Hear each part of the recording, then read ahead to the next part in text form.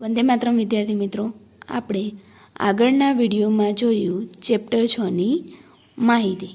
આજે આપણે આગળ જોઈએ સ્વાધ્યાય 6.1 પ્રશ્ન 1 ત્રિકોણ PQRમાં ડી એ QRનું મધ્યબિંદુ છે.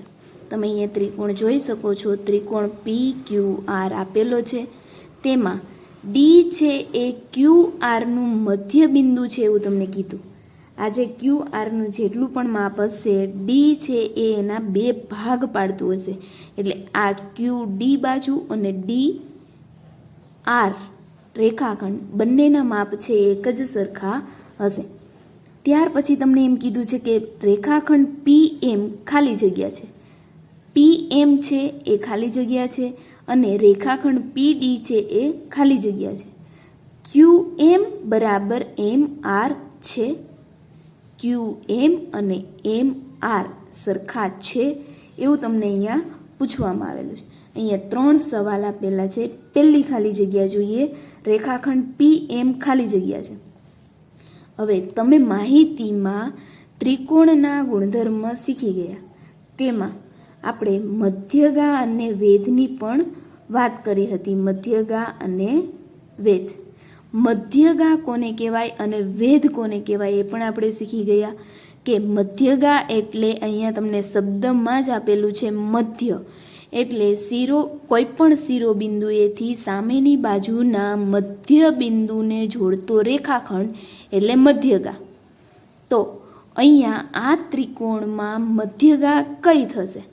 તો શિરોબિંદુ છે એ આપણે P લેવાનું છે અને સામેની બાજુનું મધ્યબિંદુ, સામેની બાજુ છે એ QR છે અને એનું મધ્યબિંદુ છે એ તમને અહીંયા આપી દીધેલું છે. કયું છે? તો કે D. તો સામેની બાજુના મધ્યબિંદુને જોડતો રેખાખંડ એટલે મધ્યગા. તો PD છે એ મધ્યગા થશે. તો તમે અહીંયા બીજી ખાલી જગ્યામાં લખી શકો કે રેખાખંડ PD છે એ ત્રિકોણની મધ્યગા થશે, જે તમે માહિતીમાં સમજી ગયા. ત્યાર પછી વેધ કોને કહેવાય? તો વેધ પણ આપણે શીખી ગયા કે કોઈ પણ શિરોબિંદુએથી સામેની બાજુને જોડતો લંબ રેખાખંડ.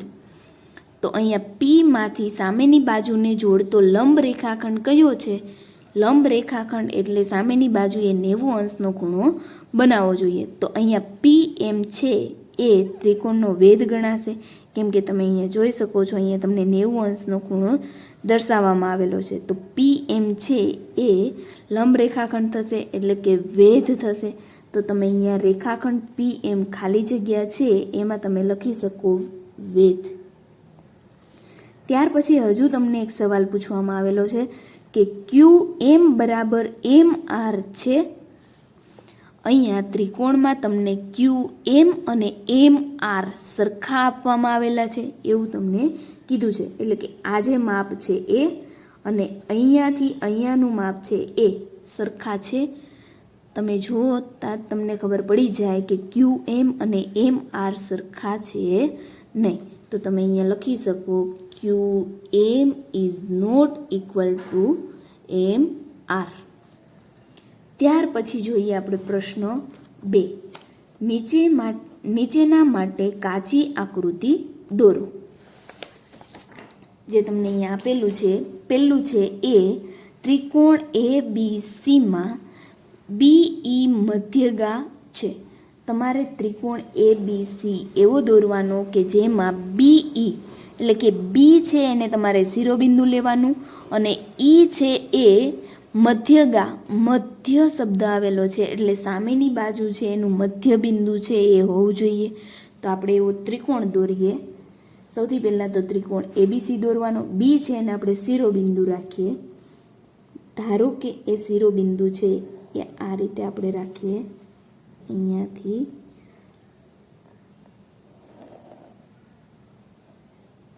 અહીંયા સુધી.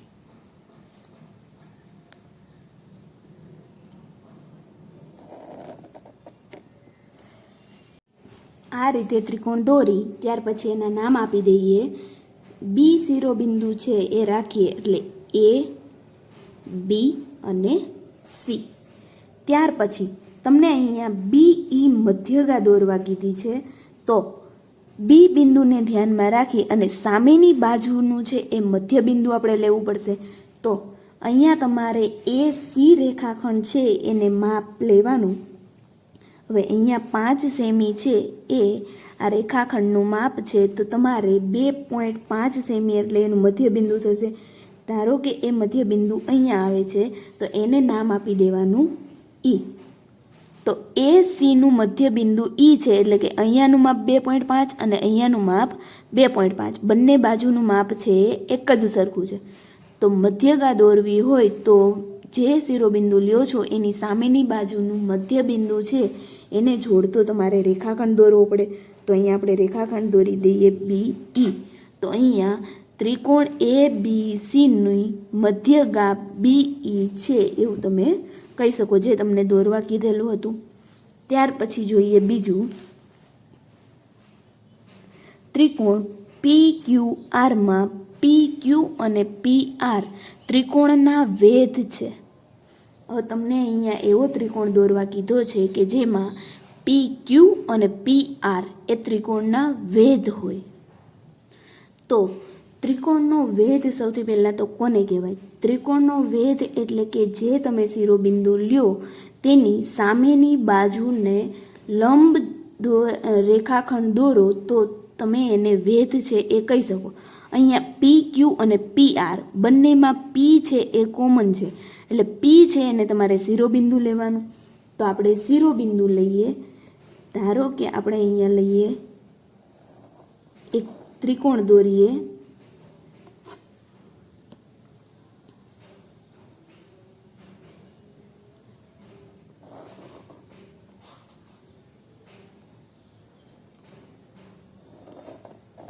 ધારો કે આ રીતે ત્રિકોણ દોરીએ, કાટકોણ ત્રિકોણ. હવે તમે P બિંદુ છે અહીંયા લ્યો, અહીંયા Q અને અહીંયા R. તો આ P છે એ કાટખૂણો છે, એટલે અહીંયા છે એ 90 અંશનો ખૂણો બનાવે છે. જો તમે Q બિંદુ છે એને શિરોબિંદુ લ્યો તો એની સામેની બાજુ એટલે PR થશે, તેને તમે લંબ રેખાખંડ દોરો, એટલે અહીંયા કાટકોણ ત્રિકોણ બનાવવો, કાટખૂણો છે એ બનાવવો જોઈએ. તો QP છે એ આ જે Q શિરોબિંદુ લ્યો તો એનો વેધ થશે, અને R શિરોબિંદુ લ્યો તો QP છે એ સામેની બાજુ થશે, અને એની જોડતો લંબ રેખાખંડ એટલે PR થશે, અને અહીંયા છે કાટખૂણો રચે છે તો PR છે એ પણ વેધ થશે. અને P બિંદુ લ્યો તો અહીંયા તમારે સામેની બાજુએ કાટખૂણો છે એ બનાવવો પડે, પણ તમને અહીંયા PQ અને PR છે એ ત્રિકોણનો વેધ લેવા કીધો છે. તો આ રીતે તમને ત્રિકોણનો વેધ છે એ PQ અને PR છે એ મળશે. જ્યારે તમને બે વેધ દોરવાના કીધા હોય ત્યારે તમે કાટખૂણો છે એ દોરી શકો, અથવા તો તમને જે ત્રિકોણ કીધો છે એમાંની જ કોઈ બાજુ છે એને વેધ તરીકે દર્શાવવો હોય તો તમે કાટખૂણો છે એ દોરી શકો. ત્યાર પછીનું ત્રીજું જોઈએ, ત્રિકોણ XYZમાં YL ત્રિકોણની બહારના ભાગમાં આવેલો વેધ છે. ત્રિકોણની બહારના ભાગનો વેધ દોરવાનો છે.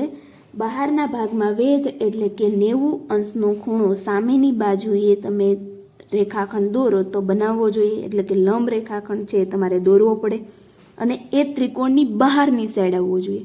તો તમે એવો કયો ત્રિકોણ દોરી શકો કે જેનો વેધ દોરતા તમને એ બિંદુ છે એ ત્રિકોણની બહાર મળે? તો આપણે ગુરુકોણ ત્રિકોણ દોરીએ. ધારો કે તમે આ રીતે ત્રિકોણ દોરો.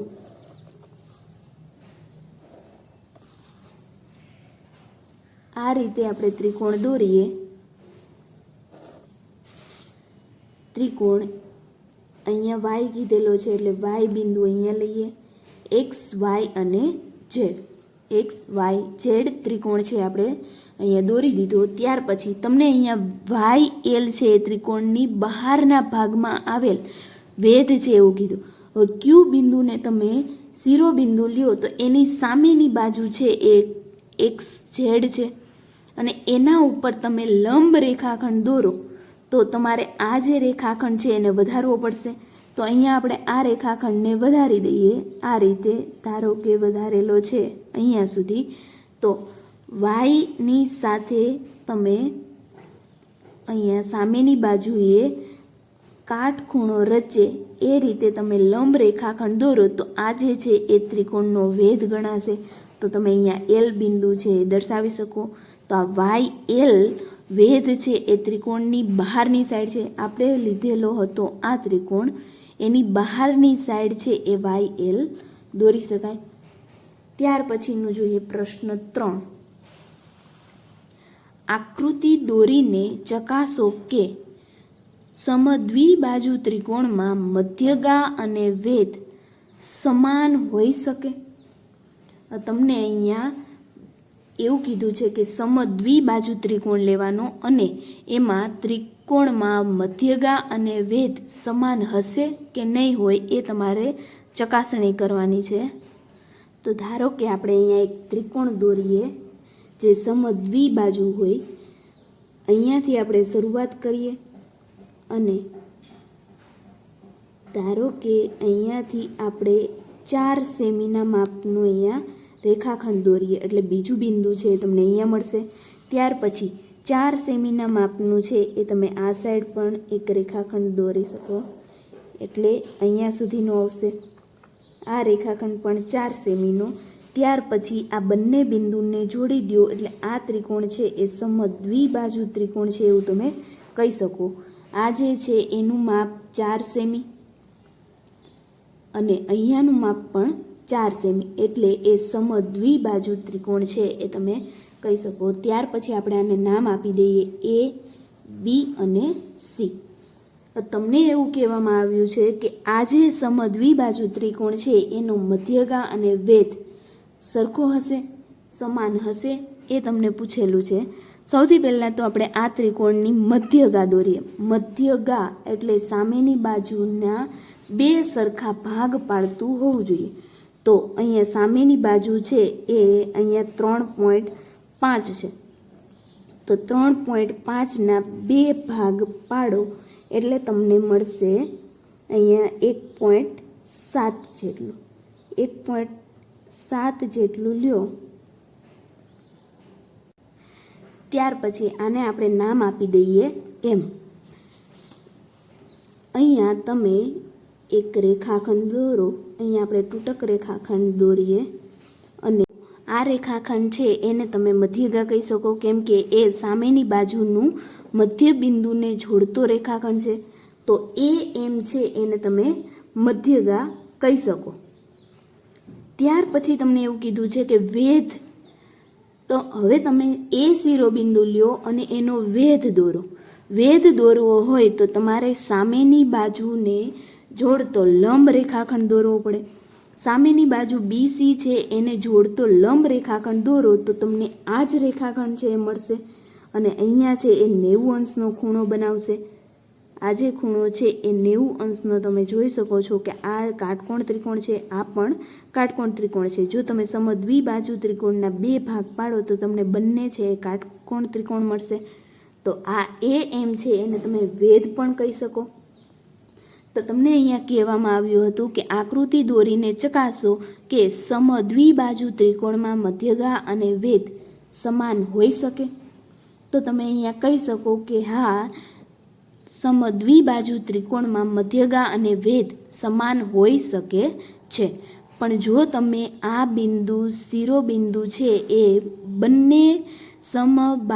બંને સમબાજુઓ છે, જે સરખી બાજુઓ છે એની વચ્ચેનું લ્યો તો જ તમને મધ્યગા અને વેધ છે એ સમાન મળે.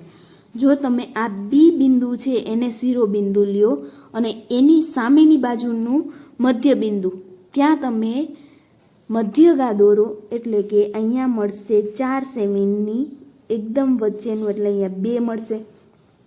તો આને જોડીને તમે અહીંયા મધ્યગા છે એ દોરી શકો. તો આ રેખાખંડ છે એમાં આ બિંદુ છે એને નામ આપી દઈએ આપણે. ધારો કે આપી દઈએ એન નામ આપીએ તો BN છે એ બી બિંદુ છે એ શિરોબિંદુ લ્યો તો BN છે એ મધ્યગા કહેવાશે. અહીંયા આપણે લખીએ BN મધ્યગા. ત્યાર પછી છે વેધ. તો તમારે બી બિંદુને શિરોબિંદુ લ્યો તો સામેની બાજુએ કાટખૂણો બનાવે તેવો રેખાખંડ એટલે કે લંબ રેખાખંડ તમારે દોરવો પડે. અને જો તમે લંબ રેખાખંડ દોરો તો તમને આ રીતે મળશે. અહીંયા તમે કાટખૂણો રચે એવો તમે રેખાખંડ દોરો તો તમને આ રીતે મળશે. અહીંયા છે એ તમને કાટખૂણો જોવા મળે છે. તો મધ્યગા અને વેધ છે એ અલગ અલગ જોવા મળે. તો તમે જ્યારે પણ બે સમાન બાજુઓ છે એની વચ્ચેનું છે એને તમે શિરોબિંદુ લ્યો ત્યારે જ તમને સમદ્વિબાજુ ત્રિકોણમાં મધ્યગા અને વેધ સમાન મળે છે. પણ જો તમે શિરોબિંદુ છે એને બદલાવો તો મધ્યગા અને વેધ સમાન મળે છે એવું તમે કહી શકો નહીં. આ છે બી બિંદુ છે એને શિરોબિંદુ લઈ અને જે તમને સમજાવેલું છે એ માત્ર સમજૂતી માટે છે. જ્યારે તમને અહીંયા પૂછવામાં આવેલું હતું કે આકૃતિ દોરીને ચકાસો કે સમદ્વિબાજુ ત્રિકોણમાં મધ્યગા અને વેધ સમાન હોઈ શકે એવું પૂછેલું છે. તો હોઈ શકે છે કારણ કે જ્યારે તમે એ બિંદુ છે એને શિરોબિંદુ લ્યો ત્યારે તમને મધ્યગા અને વેધ છે એક જ સરખા એટલે કે એક જ રેખાખંડમાં મળે છે. તો સમાન હોઈ શકે છે. તો તમે અહીંયા છેલ્લે લખી શકો જવાબમાં કે સમદ્વિબાજુ ત્રિકોણમાં મધ્યગા અને વેધ સમાન હોઈ શકે છે. પરંતુ જ્યારે તમે બીજા બે બિંદુઓ છે એને લ્યો શિરોબિંદુ તરીકે તો એમાં મધ્યગા અને વેધ સમાન મળતા નથી. પણ જ્યારે તમે બે સમાન બાજુઓ છે એની વચ્ચેનું શિરોબિંદુ લ્યો તો એમાં તમને મધ્યગા અને વેધ છે એ સમાન મળશે. ત્યાર પછી આગળ જોઈએ સ્વાધ્યાય 6.2. પ્રશ્ન 1. નીચેની આકૃતિઓમાં બહિષ્કોણ એક્સનું માપ શોધો. હવે અહીંયા એક ત્રિકોણ તમને આપવામાં આવેલો છે, એનો બહિષ્કોણ છે એ એક્સ છે, એનું તમારે માપ શોધવાનું છે. જ્યારે તમે માહિતી સમજેલા ત્યારે તમને કહેવામાં આવેલું હતું કે બહિષ્કોણ કોને કહેવાય. તો બહિષ્કોણ એટલે કે ત્રિકોણની બહારના ભાગમાં જે ખૂણો આવેલો હોય એને આપણે બહિષ્કોણ કહીએ છીએ. અને બહિષ્કોણનું માપ એ ત્રિકોણના અંતઃસન્મુખ કોણના માપના સરવાળા જેટલું થાય, જે તમે માહિતીમાં સમજી ગયા કે કઈ રીતે એના સરવાળા જેટલું થાય. તો તમે અહીંયા સૂત્ર છે એ લખી શકો કે એક્સ છે એ આ ત્રિકોણ છે એના અંતઃસન્મુખ કોણ એટલે કે બહિષ્કોણનો જે ખૂણો છે એની બાજુનો ખૂણો છે એ તમારે નહીં લેવાનો અને એની સામેના જે બે ખૂણા છે એના સરવાળા જેટલો થશે. તો તમે અહીંયા લખી શકો કે ત્રિકોણનો બહિષ્કોણ બરાબર અંતઃસમ્મુખ કોણનો સરવાળો. તો અહીંયા ત્રિકોણનો બહિષ્કોણ છે એ એક્સ બરાબર અંતઃસન્મુખ કોણ એટલે કે 70 અને 50 છે એ એક્સના અંતઃસન્મુખ કોણ છે એ કહેવાશે. તો તમે અહીંયા 70 અંશ વત્તા 50 અંશ છે લખી શકો. 70 અને 50 સરવાળો કરો એટલે એક્સ બરાબર તમને મળશે 120 અંશ. તો આ જે ત્રિકોણ છે એમાં એક્સ બરાબર તમને 120 અંશ મળે છે. ત્યાર પછીનું બીજું ત્રિકોણ જોઈએ. બીજો ત્રિકોણ છે એમાં તમને બહિષ્કોણ છે અહીંયા આપેલો છે અને આ જે બહિષ્કોણ છે એના અંતઃસન્મુખ કોણ એટલે કે એની બાજુનો નહીં અને એની સામેના બે ખૂણા છે એ લેવાના. તો અહીંયા અંતઃસન્મુખ કોણો છે એ 65 અંશ અને 45 અંશ મળશે. તો તમે અહીંયા સૂત્ર લખી શકો કે ત્રિકોણનો બહિષ્કોણ બરાબર અંતઃસમ્મુખ કોણનો સરવાળો. તો ત્રિકોણનો બહિષ્કોણ અહીંયા એક્સ આપેલો છે, તો એક્સ બરાબર અંતઃસન્મુખ કોણ એટલે કે 65 અંશ વત્તા 45 અંશ. 65 અને 45નો સરવાળો કરીએ તો એક્સ બરાબર તમને મળશે 110 અંશ. તો આ એક્સનું માપ છે એ 110 અંશ મળશે. ત્યાર પછીનો ત્રીજો દાખલો, ત્રીજો ત્રિકોણ છે એમાં તમને બહિષ્કોણ છે એ આ સાઈડ આપેલો છે અને એના અંતઃસન્મુખ કોણો છે એ તમને સામેના એટલે કે આ 40 અને 30 મળશે. તો અહીંયા સૂત્ર લખી શકાય કે ત્રિકોણનું બહિષ્કોણ બરાબર અંતઃસન્મુખ કોણનો સરવાળો.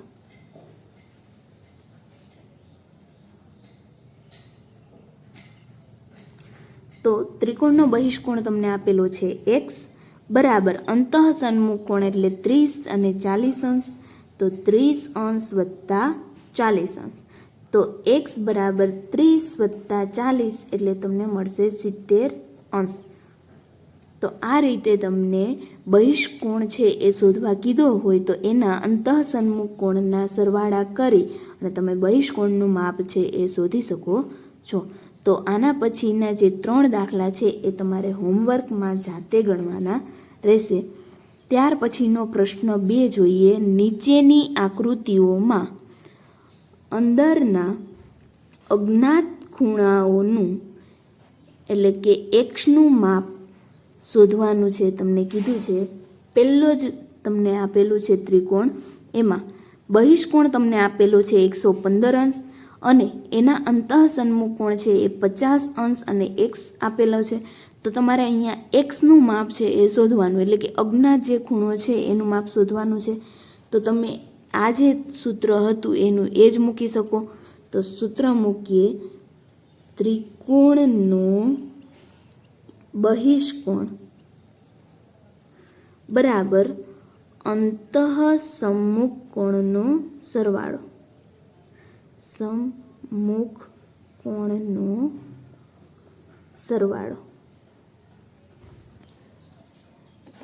લખીએ. અહીંયા ત્રિકોણનો બહિષ્કોણ છે એ તમને 115 આપેલા છે. તો 115 અંશ બરાબર અંતઃસન્મુખ કોણ એટલે એક્સ અને 50, એનો આપણે સરવાળો કરીએ એક્સ વત્તા 50 અંશ. હવે તમારે એક્સનું માપ શોધવું છે તો તમે સ્થાન છે એ અદલા બદલી કરી શકો. એટલે કે આ 50 છે એ પ્લસમાં છે એ સામેની સાઈડ મોકલો તો માઇનસ. તો 115 અંશ 50 છે આ સાઈડ આવે તો માઇનસ 50 અંશ બરાબર એક્સ.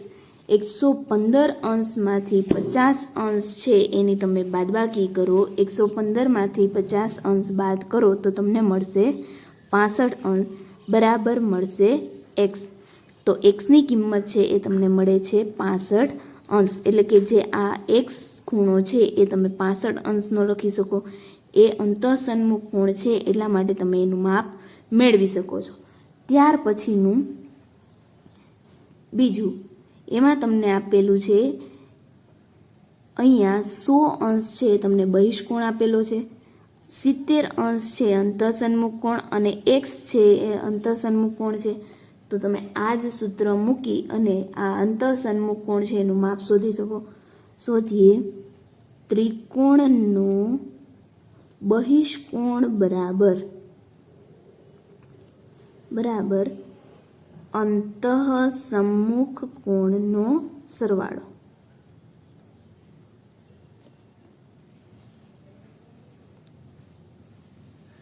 તો ત્રિકોણનો બહિષ્કોણ તમને અહીંયા આપેલો છે 100. તો ત્રિકોણનો બહિષ્કોણ છે એની જગ્યાએ તમે 100 અંશ છે લખી શકો. અને અંતઃસન્મુખ કોણનો સરવાળો એટલે 70 અને એક્સનો તમારે સરવાળો કરવાનો. તો 70 અંશ વત્તા એક્સ. 70 અને એક્સનો સરવાળો કરીએ ત્યાર પછી આ 70 છે અહીંયા પ્લસમાં, સામેની સાઈડ જાય તો માઇનસ. તો 100 અંશ માઇનસ 70 અંશ બરાબર એક્સ. તો 100માંથી 70 જાય તો વધશે 30 અંશ. તો એક્સ બરાબર તમને મળે છે 30 અંશ. આ છે એ જવાબ. ત્યાર પછીનો ત્રીજો દાખલો જોઈએ. ત્રીજો દાખલો, એમાં તમને આ રીતનો ત્રિકોણ આપેલો છે. બહિષ્કોણ છે 125 અંશ આપેલો છે. અંતઃસન્મુખ કોણો છે આ રીતે આપેલા છે. અહીંયા એક્સ આપેલો છે અને અહીંયા આ રીતે દર્શાવેલું છે. જ્યારે પણ તમને આ નિશાની દર્શાવવામાં આવે એટલે એનો અર્થ એ થયો કે આ જે ખૂણો છે એ કાટખૂણો હશે, એટલે કે આનું માપ છે એ 90 અંશ આપેલું હશે. તો તમે આના ઉપરથી આ જે એક્સ છે અજ્ઞાત ખૂણો છે એને શોધી શકો. તો અહીંયા સૂત્ર મૂકી શકો કે ત્રિકોણનો બહિષ્કોણ બરાબર અંતઃસમ્મુખ કોણનો સરવાળો. તો ત્રિકોણનો બહિષ્કોણ છે એ તમને અહીંયા આપેલો છે 125 અંશ બરાબર અંતઃસન્મુખ કોણ એટલે કે એક્સ અને 90 અંશ. તો એક્સ વત્તા 90 અંશ લખી શકો. 90 છે અહીંયા પ્લસ, સામેની સાઈડ જાય તો માઇનસ. તો 125 અંશ માઇનસ 90 અંશ બરાબર એક્સ. 125માંથી 90 અંશ તમે બાદ કરો એટલે મળશે 35 અંશ બરાબર એક્સ. તો અહીંયા તમને જવાબ મળે છે 35 અંશ. તો આ જ સેમ રીતના તમારે 3 દાખલા છે એ હોમવર્કમાં ગણવાના છે, જેમાં તમે આ સૂત્ર મૂકી અને અજ્ઞાત ખૂણો છે એ શોધી શકો. તો ત્યાર પછીનું સ્વાધ્યાય 6.3 એ આપણે નેક્સ્ટ વિડીયોમાં જોઈશું. વંદે માતરમ.